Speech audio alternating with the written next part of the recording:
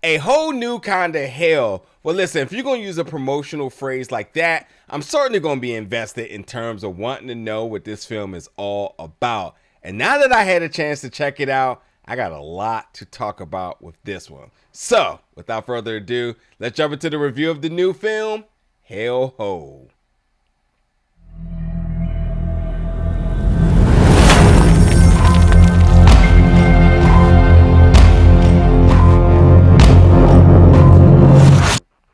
What's up, everybody? Welcome back to the channel today for another review. And today we're going to be reviewing the new film Hail Ho, which makes its world premiere this year at Fantasia Fest 2024, and then it comes to Shudder August 23rd. So with that being said, listen, I already talked about the promotional catchphrase there, which, yes, that's a check in the positive box there.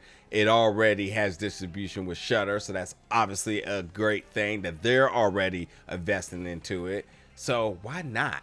You know, making a world premiere Fantasia. These are a lot of positives here. And I'm going to start off by saying that, like, this film definitely did not live up to my expectations here. It had its problems. There were things I liked. We're going to talk all about it. But before we do that, let's make sure you all are going to watch the right film here, because I don't know about you all, but Hail Ho definitely, as the title of this film, did not reinvent the wheel here, because there's a lot of other films named Hail Ho. And in fact, there was one that recently came out sometime last year that Hail Ho is one word. This one is two words, Hail Ho, and then it is brought to you by the Addams family. So that's John Adams, Toby Poserh, who both also directed and wrote this film, and they also star in this film. So that right there is enough information to get you into the right door with this film. Now, going back to the Addams family, this is now their fourth horror feature. Now, out of the four, now I've checked out two with Hail Ho. They will release The Deeper You Dig, which I have not seen, Hellbender, which I did see, which is pretty good, and Where the Devil Roams. So I'm definitely going to catch up on those other ones and kind of get a sense of their style here. But nonetheless, like I said, this film, I think it was like the first 10 minutes or the first 5 minutes, I don't know, when I realized, like, oh, I know exactly what I'm getting at with this film. And like, this film is edgy. You know, it's certainly edgy and rough around the edge, shall I say. And like the dialogue, it takes some chances. You know, some things might be considered borderline problematic and whatnot. But, you know, I realized by watching enough horror films that, like, there's definitely a following to this aesthetic. We're like, yeah, it's overly indie. You know, the production's not polished. You definitely will see flaws in the film. It's by no means a perfect film, but I think it is sort of like a tribute to like the classics. You know, when you're going back to the VHS days, where like you notice, I mean, looking back now, what you probably thought then was so amazing, but you know, it's like, oh, the visuals wasn't that great. You know, actings wasn't all that polished, and everybody wasn't, you know, trying to put out you know, Oscar performances and whatnot, and then like this plot hole gaps, like, you know, all those sorts of different things, but like they were still enjoyable and entertaining films. So like, for what that's worth, this film is entertaining, but it's definitely not a well put together film. You know, first 5 minutes you're just like, yeah, it feels very indie, you know. But to talk a little bit about like the characters here, because first of all, as I mentioned, our writers and directors, John and Toby. John Adams plays a character John, Toby plays a character Emily, and then I will also add to this group Max Portman, who plays a character Teddy. Now, by all means, these characters, they get their chops in. I mean, like, while this film is not listed as a comedy, there is definitely a lot of humor within the dialogue. I mean, they say what they want to say, and they're unfiltered, thus edgy, and like you're gonna get a few laughs here or there because of some of the things that they say. And I feel like they keep every single time they're gonna keep pushing that limit in terms of what they're gonna say, and sort of like the clapbacks at one another. But like, they're gonna get their they're gonna get their moments, and these characters are gonna get it whatever they gotta get off their chest. Like they're completely unfiltered, they're blunt, and like at times that could be a little bit like confrontational, but it is what it is, you know. And then when you look at some of the other characters here, like, you know, there's characters that are like playing very traditional tropes here. Like you have this character, Nicola. It's the mad scientist trope, you know. He's like comes off as like he's this kind of cool, laid back, and just doing the service, and then he ultimately is this like pro the creature, because it is a creature feature. So like no matter how many lives become are casualty to what this creature is, he needs to study it. You know, they got that. His, I guess you can say, his intern or his protege, his student, Sophia. I mean, she's just happy to be here. She has no awareness to like the severity of everything that's going on around her. So like, and not just her too. I feel like with there being a creature on the loose, which I'm gonna come back to how this all even came about. There's just no awareness to this. Like everybody's just very casual about this, even to the point that like people are exploding, and there's like no sense of like. No one's grieving these folks. People are just on to the next thing. It's like, man, y'all lost your friends. And like, it seems like there's no emotion to the lost lives that are you know, stacking up in this film. You know, you expect some type of emotional reaction to it, and absolutely not. But nonetheless, this to kind of go back to how you even got to this point. Emily and John, they are a U.S.-led team of now in the Serbian wilderness to do an oil drilling site in order to coal mine, whatever you want to call it. And when they do so, they end up coming across this womb. I don't want to give too much away because I guess it's maybe a part of the plot that you should probably discover on your own. But nonetheless, it went from digging to them digging up something, and that digging up something was evil, and it's a parasite, and yeah, shit hits the fan, period.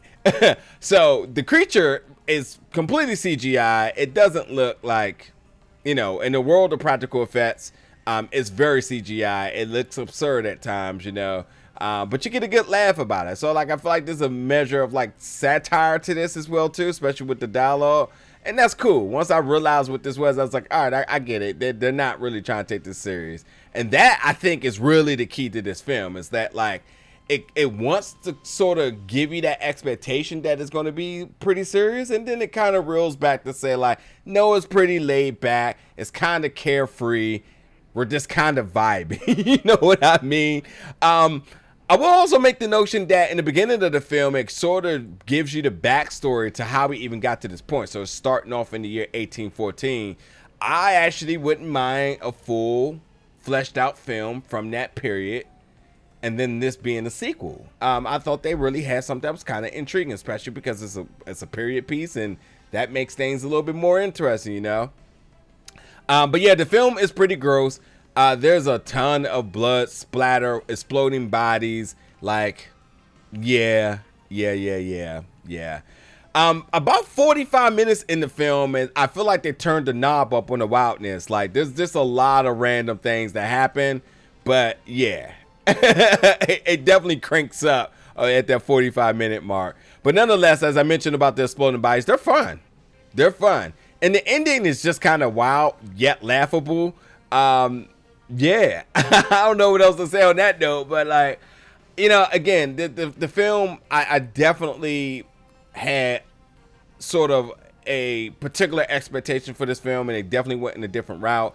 You know, it's really been a while since I've seen a film that was kind of really selling me on it being a very polished production. And, you know, it was just going to have me feeling like this was going to possibly be the next big thing. But it went back to sort of just, again, paying homage to, like, the old schools. And, you know, and it being a little bit rough. And it being a little bit dicey. It being a little bit edgy. You know, at times, as I said, it takes a little bit of some chances and whatnot.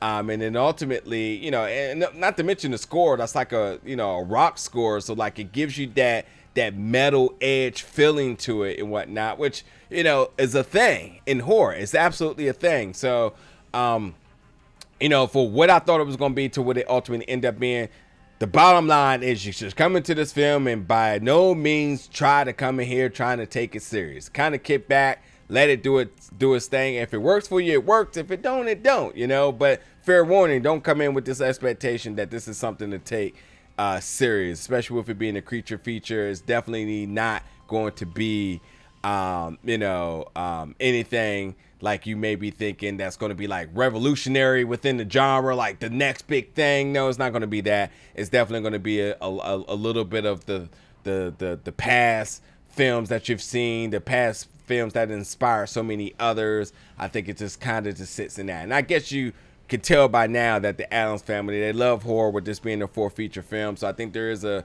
vast amount of appreciation and respect for the genre. So for that, I absolutely respect them. And I definitely can't wait to see what they do next. I'm going to go back and check out the other two films I did. And I think they're checking boxes. I think they're like saying like, let's do one of them. Let's do one of them. And that's cool to kind of see what works for them and continue to learn and grow and hone their craft. So, you know, I would never sit here and be like, oh, this is just completely terrible, never check it out. But by all means, don't make the mistake like I did, thinking it was going to be something a lot more serious and much more polished. And it is very much indie. It's definitely there's definitely a lot of elements that could be fixed up on or touched up on a little bit better, but it still was a wild but yet bizarre fun time watching this film. I think the reward was the exploding bodies, because man, when they did, your jaw dropped and you kind of was like, what the hell did I just see? So other than that, you know,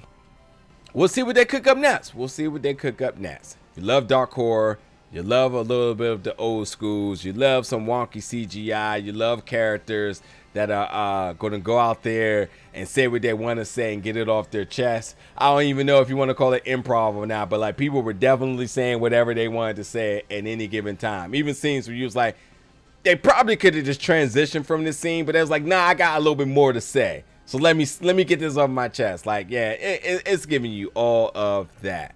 So yeah, folks, Hail Ho, making his world premiere at Fantasia Festival 2024, and then arrives on Shudder August 23rd. Jump in the comments. Let me know your thoughts about this one once you check it out. And as always, stick around for more reviews here at Big Old Belt Media very soon.